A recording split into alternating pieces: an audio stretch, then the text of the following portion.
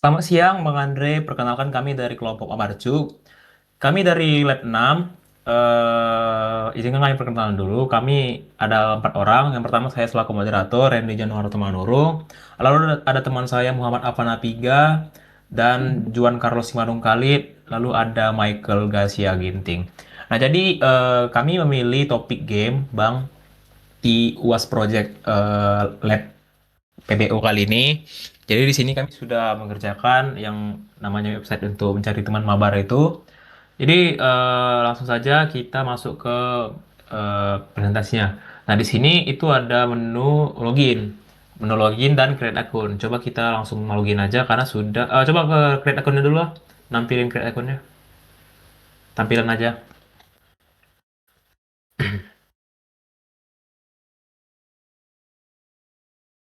Oke, langsung aja masuk. Sign in. Oke, sign in. Oke, nah di sini ada tampilan dari dashboardnya Mabarcu. Oke, saya akan jelaskan terlebih dahulu. Nanti jika ada orang yang masuk ke websitenya tampilan Mabarcu ini, di situ bakal ada tampil online player. Nah, ini karena masih ini, jadi masih nol. Oke, di sini ada offline 5 player, dan di sini ada tag-tag playernya, Reiki, Randy, dan lain-lain. Di sebelah kanan juga ada notifikasi, misal kalau misalnya ada player yang follow kita, itu bakal muncul di bagian notification, seperti itu. Lalu ada activity log ini akan mencatat semua kegiatan kita, misal kita memfollow seseorang atau mengechat seseorang gitu nanti bakal tampil di activity log sini. Kemudian ada di menu matchmaking. Nah, matchmaking ini itu adalah bagian untuk mencari teman mabar. Misal gini, misal saya itu pengen main Mobile Legends, sedangkan Michael itu pengen Valorant gitu. Nah, nanti kalau misalnya Michael pengen mencari teman mabar Valorant, jadi dia bisa memfilter eh, dari game yang di atas itu menjadi Valorant seperti itu. Jadi pemain Mobile Legends itu tidak akan muncul di list di tampilan player-player Valorant seperti itu. Begitu juga sebaliknya kalau misalnya si Juan mau main Mobile Legends, dia bakal cari di filter Mobile Legends, nantinya bakal ada profil saya di daftar player tersebut. Oke, lanjut ke menu profil. Nah, di menu profil ini itu kita bisa mengedit display name kita. Misal kayak ini kan namanya Herman. Favorit gamenya itu Mobile Legends. Kita bisa edit di sini. Nah, di sini nantinya bakal masuk ke matchmaking. Misalnya kita ganti my favorite game itu menjadi Valorant. Nanti kita di matchmakingnya itu bakal berubah jadi dari Mobile Legends ke Valorant seperti itu. Nah, seperti yang abang lihat di sini itu bisa kita ganti-ganti ya, edit gamer profilnya, ranknya juga bisa kita ganti. Nantinya kita bisa coba ke matchmaking lagi. Nanti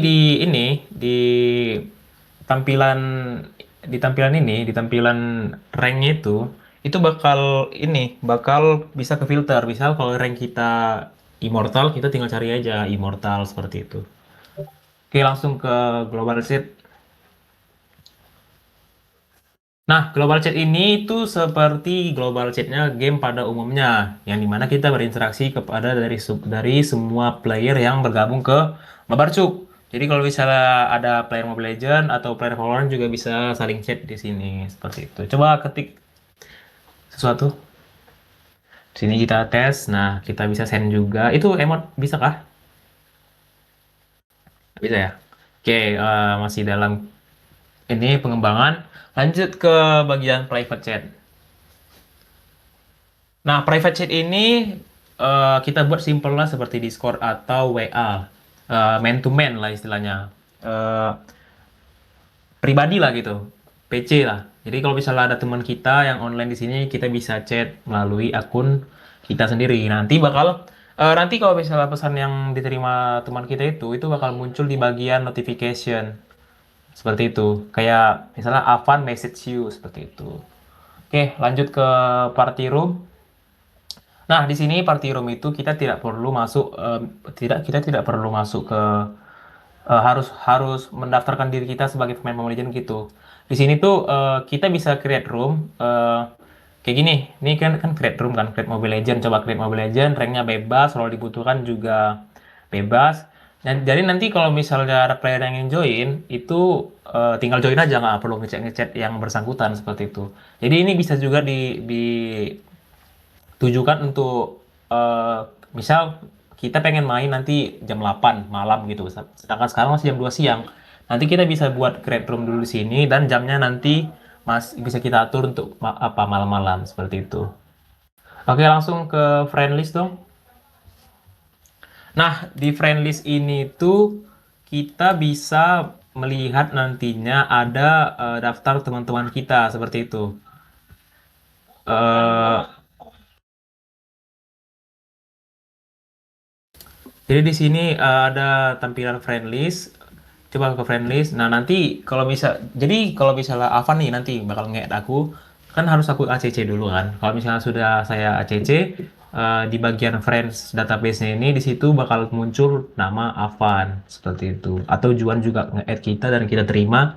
Nanti di bagian friend database-nya ini bakal nampak nama kita seperti itu. Dan juga follow request. Nah, kalau misalnya Juan nanti minta pertemuan sama kita, di sini bisa nampak profil Juan yang meminta request kepada kita seperti itu. Oke, mungkin itu saja eh, penjelasan dari aplikasi Mabarcuk yang diaplikasikan melalui JavaFX. Selanjutnya saya berikan kepada teman saya. Terima kasih.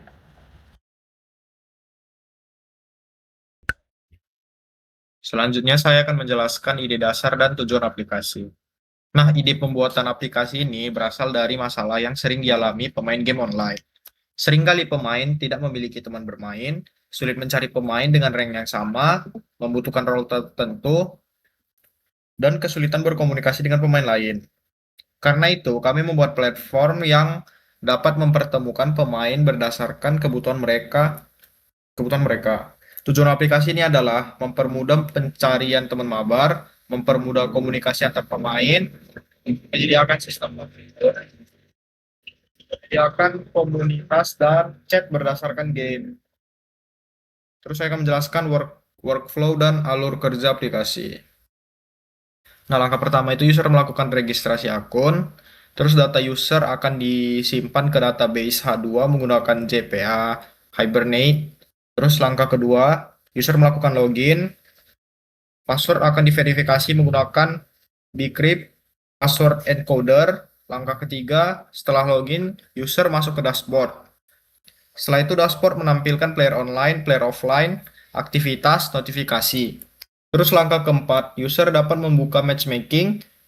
Di halaman ini, user dapat mencari pemain berdasarkan game, rank, role. Terus langkah kelima, user dapat membuat party room. Saat membuat room, user menentukan nama game, rank target, role yang dibutuhkan, dan jumlah maksimal pemain. Langkah yang keenam, pemain lain dapat bergabung ke room tersebut. Langkah ketujuh, setelah berada di room yang sama, pemain dapat berkomunikasi menggunakan home chat. Langkah ke-8, selain itu, tersedia community chat yang memungkinkan pengguna berdiskusi berdasarkan game tertentu seperti Mobile Legends, Valorant, Free Fire, PUBG Mobile, dan lainnya.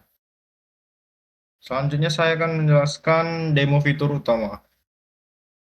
Di situ ada login dan register. Demonya membuat akun baru, login menggunakan akun tersebut. Terus jelaskan data user tersimpan ke H2 database dan password diamankan menggunakan Bcrypt.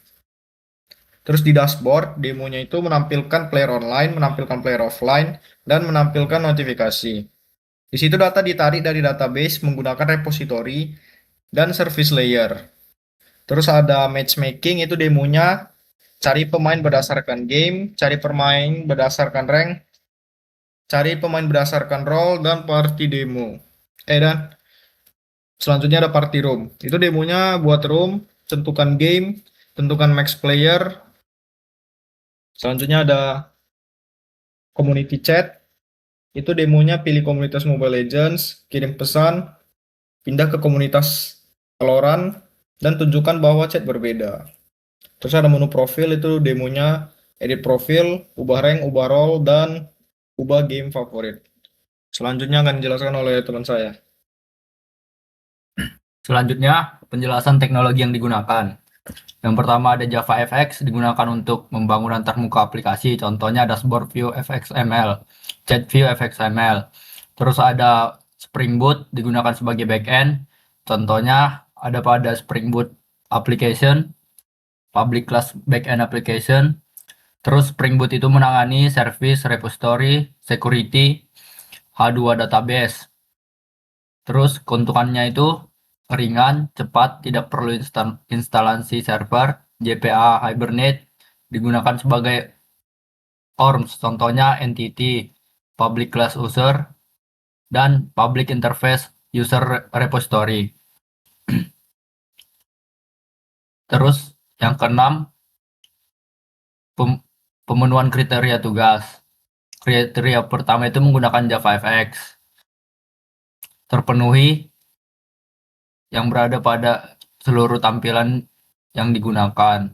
Terus ya kriteria kedua itu ada Spring Boot sebagai backend, dan yang kriteria ketiga ada MVC, service dan repository digunakan pada struktur proyek. Yang keempat itu H2 database, terpenuhi karena semua data tersimpan pada H2 database. Kriteria kelima ada JPA Hibernate karena menggunakan entity dan JPA repository. Kriteria keenam ada validasi karena menggunakan not blank private string username. Kriteria ketujuh ada security karena menggunakan bcrypt password encode. Kriteria ke-8 ada 4 pilar PBO. Selanjutnya akan dijelaskan oleh teman saya. Baik, di sini saya akan menjelaskan 4 pilar PBO. Yang pertama adalah encapsulation, berada di user.java. Nah, di sini ada beberapa potongan. Pada proyek kami, encapsulation diterapkan pada kelas user. Data seperti username, password, display name, game, favorit rank, dan role yang dibuat private. Artinya, data tidak bisa diakses langsung dari luar kelas. Untuk mengakses atau mengubah data tersebut, digunakan getter dan setter. Dengan cara ini, data user lebih aman dan perubahan data bisa dikontrol melalui metode yang disediakan. Selanjutnya, inheritance itu berada di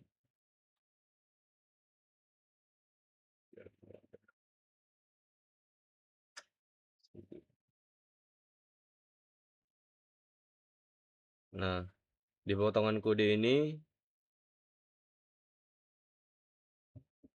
inheritance atau perwarisan, kami membuat kelas base entity sebagai kelas induk.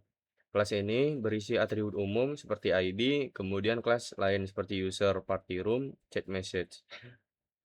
Dengan inheritance, kode menjadi lebih rapi karena atribut umum tidak perlu ditulis ulang berkali-kali setiap kelas. Selanjutnya, polymorphism. Polymorphism berada di app service.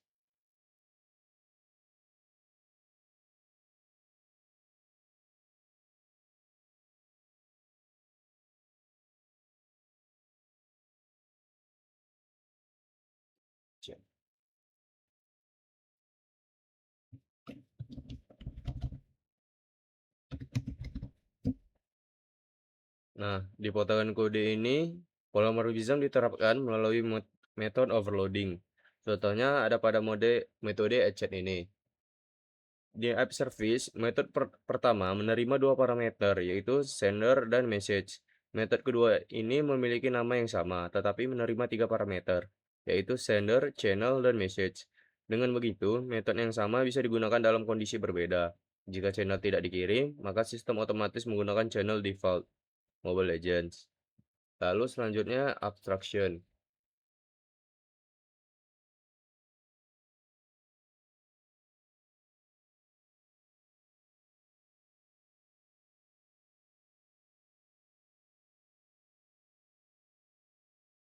Nah, pada pilar keempat ini, abstraction, diterapkan sebagai pemisahan detail proses database dari controller. Contohnya pada chat controller.